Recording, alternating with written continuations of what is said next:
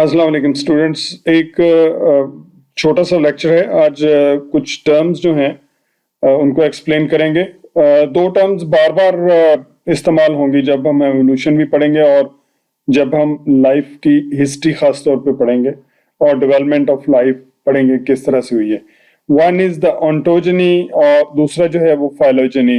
ऑन्टोजनी and phylogeny. तो ये ऑन्टोजनी जो है वो बेसिकली किसी भी लिविंग ऑर्गेनिज्म की दो तरह की हिस्ट्री होती है या दो तरह की लाइफ स्टोरी होती है।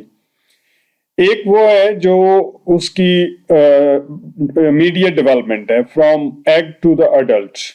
जब उसकी एग जो है वो फर्टिलाइज होता है या इवन इन प्लांट्स जब फर्टिलाइजेशन होती है उसके बाद फिर फर्टिलाइज एग से उसके अंदर डिवीजन शुरू होती हैं और उसके बाद एक अडल्ट एनिमल बनता है या प्लांट बनता है। तो इसको हम ऑन्टोजनी कहते हैं, life history, immediate life history. और उसके बाद दूसरी जो टर्म है वो फाइलोजनी है। फाइलोजनी हम कहते हैं एवोल्यूशनरी हिस्ट्री को। कहा यह जाता है कि हर ऑर्गेनिज्म जो है वो डेवलप हुआ है थ्रू एवोल्यूशन, और ये जो उसकी एवोल्यूशनरी हिस्ट्री है इसको हम फाइलोजनी कहते हैं। जैसे हम कहते हैं कि जी बर्ड्स जो हैं वो रेप्टाइल से इवॉल्व हुए और रेप्टाइल से ही मैमल इवॉल्व हुए, फिशेस से एम्फीबियन इवॉल्व हुई। तो ये जब हम एवोल्यूशन पढ़ेंगे तो कॉन्सेप्ट क्लियर हो जाएंगे, अभी शायद इसको डाइजेस्ट करना थोड़ा मुश्किल हो जाएगा। लेकिन ये दो टर्म्स बार बार आएंगे जब टेक्सोनोमी पढ़ेंगे, क्लासिफिकेशन पढ़ेंगे, तो अभी ये जो टर्म्स हैं वो बार बार आपके सामने आएंगे। तो एक लॉ आया, ये 19th सेंचुरी में अर्नेस्ट हैकल एक साइंटिस्ट था, उसने एक लॉ दिया जिसे बायोजेनेटिक लॉ कहते हैं, और उसने कहा कि ऑन्टोजनी recapitulate phylogeny.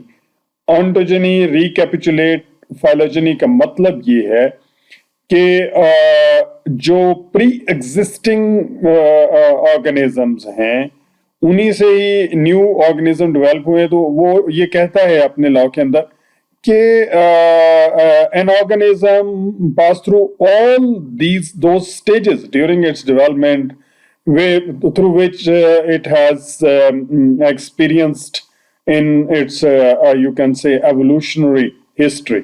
So evolutionary history में या evolutionary stages में वो जिन stages से होके आया है वो उसकी जो immediate development है from egg to adult उसमें से वो गुजरता है उन्हीं stages में से। शुरू में तो साइंटिस्ट जो है वो इसको मानते रहे, लेकिन बाद में बहुत सारे साइंटिस्ट थे वो इससे इनकार भी करते रहे कि ऐसा पॉसिबल नहीं है, 100% तो ये ऐसा नहीं हो सकता।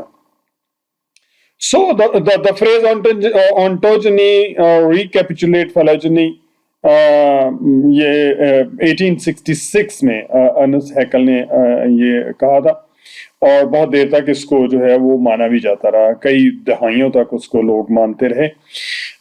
बट मॉडर्न ज़ूलॉजी और बायो में इसको अब उस तरह से नहीं माना जाता। 100% रिजेक्शन भी नहीं है, बट उस तरह से नहीं माना जाता। तो वो अब साइंटिस्ट ये कहते हैं कि हर ऑर्गेनिज्म जो है वो इन स्टेजेस से नहीं गुजरता, बल्कि जो रिलेटेड ऑर्गेनिजम्स हैं उनकी स्टेजेस वाकया ही इसी तरह से होती हैं जैसे कि हैकल ने कहा था। अब हैकल, चूंकि ये लोग बड़े विजनरी होते हैं चीजों को, आप देखें कि 19th सेंचुरी के अंदर मिड में ये बात कहना बड़ी मुश्किल बात थी। उस वक्त हमारे पास जेनेटिक्स की इंफॉर्मेशन भी नहीं थी और बहुत सारी दूसरी एवोल्यूशन भी अभी उस सतह का नहीं था, उस पे हमारी जो ग्रिप है वैसी नहीं थी। लेकिन उसका जो लॉ है वो अभी भी है। तो अब इसको हम लॉ उस सेंस में तो नहीं कह सकते, क्योंकि इसके अंदर साइंटिस्ट कहते हैं कि बहुत सारे फ्लॉज हैं, लेकिन ये अभी इसको रिजेक्ट नहीं किया गया मजमूई तौर पे, ठीक है। अब इसमें आप देखें कि जो ये एक फिगर है जो राइट साइड पे आप देखें, इसमें एम्ब्रियो जो है वो डिफरेंट, उनकी 3 स्टेजेस दिखाई गई हैं। उनकी जो हर ग्रुप है, मतलब फिशेस हैं, मसलन एम्फीबियंस हैं, मसलन रेप्टाइल्स हैं, मसलन बर्ड्स हैं, मसलन मैमल्स हैं। तो हर एक की जो स्टेजेस हैं वो अलग अलग उनकी जितनी भी जेस्टेशन पीरियड है उसको 3 हिस्सों में तकसीम किया गया। मिसाल के तौर पे अगर ह्यूमन बीइंग है तो 9 मंथ उसकी जेस्टेशन पीरियड होता है, तो उसको 3-3 महीने में डिवाइड किया है। तो फर्स्ट जो 1/3 है उसमें आप देखेंगे जो फिश का एम्ब्रियो है और जो सैलेमेंडर का है और जो टर्टल का है और जो चिकन का है और जो रैबिट का है, ह्यूमन का बहुत ज्यादा फर्क नहीं है। अब देखिए बिल्कुल मिलते जुलते हैं। सेकेंड जो पीरियड है उसमें आप देखें थोड़ा फर्क आना शुरू हुआ है। फिश के अंदर थोड़ी फिश जैसी जो कैरेक्टरिस्टिक डेवलप होना शुरू है, और जो एम्फीबियन है, जो सैलेमेंडर है, उसमें एम्फीबियन जैसे कैरेक्टरिस्टिक डेवलप होना शुरू है। लेकिन देखें कि ये इससे ज्यादा मिलता है, ये फिर इससे मिलता है, ये इससे मिलता है, ये इससे मिलता है, ये इससे मिलता है। ये एम्ब्रियो और ये एम्ब्रियो, ये दोनों जो हैं ये काफी इनके अंदर फर्क है। इसी तरीके से अब जो तीसरा और आखिरी हिस्सा है इसमें देखें कि फिश जो है उसने अपनी शेप ले ली है और सैलेमेंडर ने अपनी शेप ले ली है, और जो टर्टल है या रेप्टाइल्स हैं उसने अपनी शेप ले ली है। चिकन, लेकिन देखें टर्टल और चिकन बिल्कुल मिलते जुलते हैं, बहुत कम डिफरेंस है। लेकिन जो मैमल्स हैं दोनों, रैबिट और ह्यूमन बीइंग, उसकी जो एम्ब्रियो है उसकी शेप जो है वो आपस में मिलना शुरू हो गई है। अब ये देखिए जहां से लाइफ शुरू हुई या डेवलपमेंट शुरू हुई तो वो बिल्कुल डिफरेंसेस कम थे। बच्चों ये बिल्कुल ऐसे ही है जैसे आप समझते हैं कि जैसे आप एक इमारत बनना शुरू होती है तो जो बुनियादें होती हैं वो जैसे एक जैसी होती हैं तकरीबन सब मकानों की। लेकिन जैसे जैसे आप देखते हैं कि तामीर बढ़ती जाती है तो बहुत डिफरेंस आता जाता है। जब कोई भी मकान फिनिश होता है तो वो दूसरे से बिल्कुल मुख्तलिफ होता है। वो उस कॉन्सेप्ट के तहत होता है जो बनाने वाले के जहन के अंदर होता है, या उसकी जो कैपेसिटी होती है और जो उसकी कॉम्प्लेक्सिटी होती है वो वहाँ वो वैसा होता है। तो एक जगह के ऊपर आप सिर्फ बुनियादें हैं तो आपको बिल्कुल एक जैसे लगेगा। आपने कभी रुइंस देखे होंगे, जो स्टूडेंट हड़प्पा गए हैं या किसी और रुइन में गए हैं तो आपने देखा होगा कि वहां पर चूंकि आप सिर्फ बुनियादें बाकी हैं तो वो एक जैसी हैं। उन्होंने लिखा ये ग्रेन मार्केट थी, ये लिविंग रूम थे, ये इनकी जो था वो वेजिटेबल मार्केट थी। तो आप सोचते हैं कि है तो एक जैसा ही है, तो ये कैसे था? अब उन्होंने विजुअलाइज किया होता है कि इसके ऊपर इस तरह को कुछ एविडेंस ऐसे मिले होते हैं। लेकिन कोई अगर नई कॉलोनी बन रही है उसमें अगर सिर्फ बुनियादें हैं तो वो एक जैसी होंगी, लेकिन जब वो तामीर होके मुकम्मल होके आएगी तो उसमें आप देखेंगे कि बिल्कुल डिफरेंट तरह के जो मकानात हैं वो बने होंगे। तो ये भी बिल्कुल इब्तिदा है, बेस है, और उसके बाद जो है वो आप देखें डिफरेंसेस आ गए। तो उसने कहा कि ऑन्टोजनी रिकैपिचुलेट फाइलोजनी, ठीक है।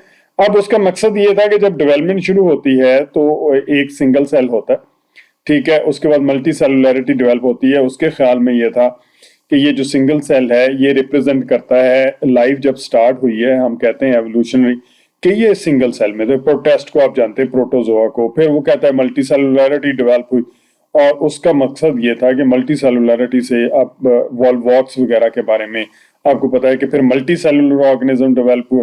अब ये देखें ये एक ही डेवलपमेंट आपको नजर आ रही है, ये चिक एम्ब्रियो की डेवलपमेंट है तो उसमें आप देखें एक ही तरह की डेवलपमेंट आ रही है। या आप उसके बाद देखें कि लेयर्स बनना शुरू हुई है, ठीक है।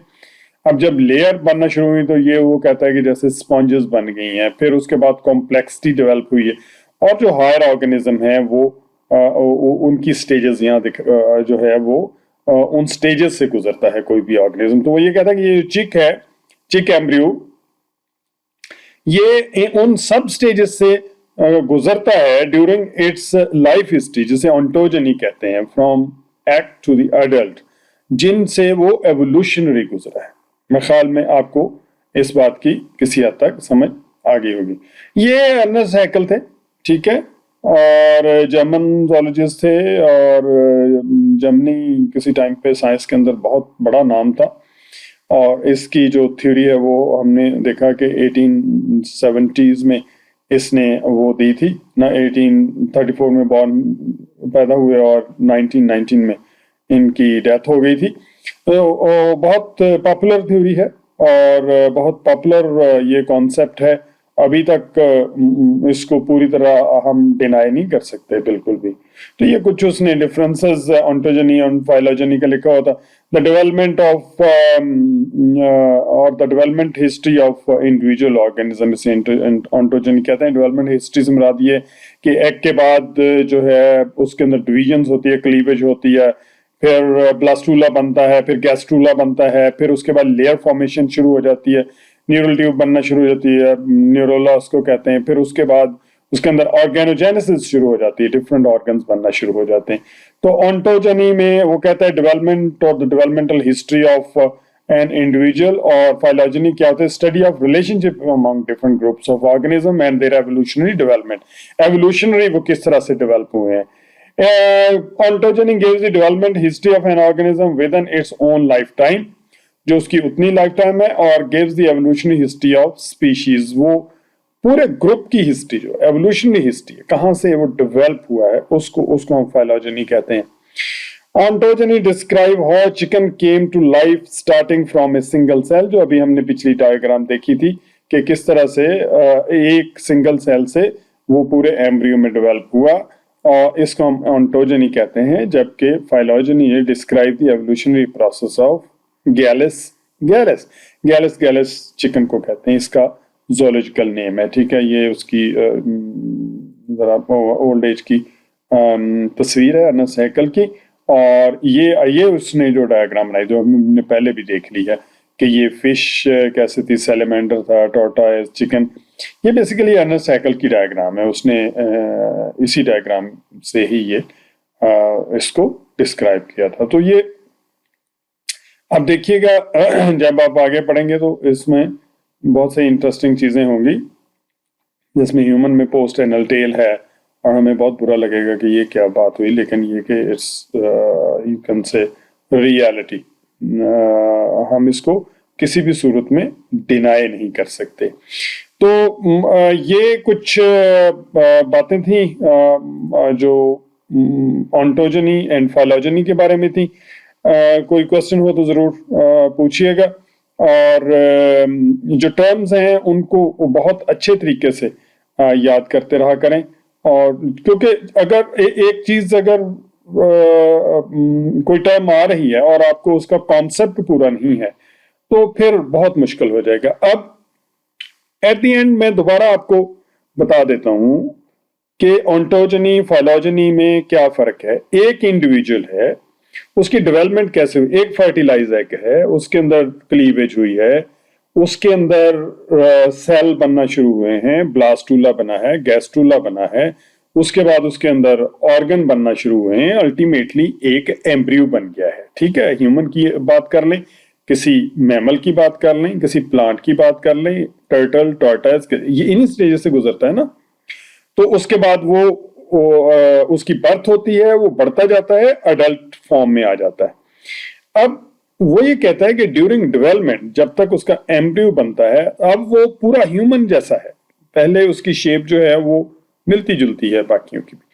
तो ये जो स्टेजेस हैं from egg to the embryo, इसको हम कहते हैं ऑन्टोजनी। इसे हम life history of an organism कहते हैं। अच्छा, एवोल्यूशन ये कहता है कि जो ह्यूमन आज हमें नजर आ रहा है, या एनिमल्स आज हमें कोई भी ग्रुप नजर आ रहा है, या सपोज बर्ड ले लें, हमें चिकन नजर आ रहा है, या पिजन नजर आ रहा है, या टॉर्टोइज नजर आ रहा है, वो डिफरेंट स्टेजेस से गुजरा था। वो पहले किसी टाइम पे सिंगल सेल था, जो प्रोटोजोन थे, प्रोटोजोन से उसने कहा जी के उसके बाद स्पॉन्जेस डेवलप हुई, फिर उन्होंने कहा जी के ये प्लेटीहेल्मिन्थ्स आए, फिर नीमाटोड्स आए, फिर मोलस्क आए, फिर एनिलेट्स आए, फिर एकाइनोडर्म्स आए, फिर कॉर्डेट्स आए, तो कॉर्डेट्स के अंदर फिर फिशेस हैं, फिर एम्फीबियंस हैं, फिर रेप्टाइल्स हैं, फिर बर्ड्स हैं, फिर मैमल्स हैं। तो ये जो सारी हिस्ट्री है उस ऑर्गेनिज्म, मिसाल के तौर पर टॉर्टोइज है, तो वो पिछली सारी स्टेजेस से गुजर के अब वो एवोल्यूशनरी एक स्टेज के ऊपर खड़ा है। इसको हम फाइलोजेनी कहते हैं, ये उसकी एवोल्यूशनरी हिस्ट्री है। तो हैक्कल ये कहता है कि ड्यूरिंग ऑन्टोजेनी, जो एक किसी इंडिविजुअल की लाइफ हिस्ट्री होती है from fertilised egg to the embryo, वो रिकैपिचुलेट करती है या उन सब स्टेजेस से गुजरती है जहां से वो एवोल्यूशनरी गुजरा है।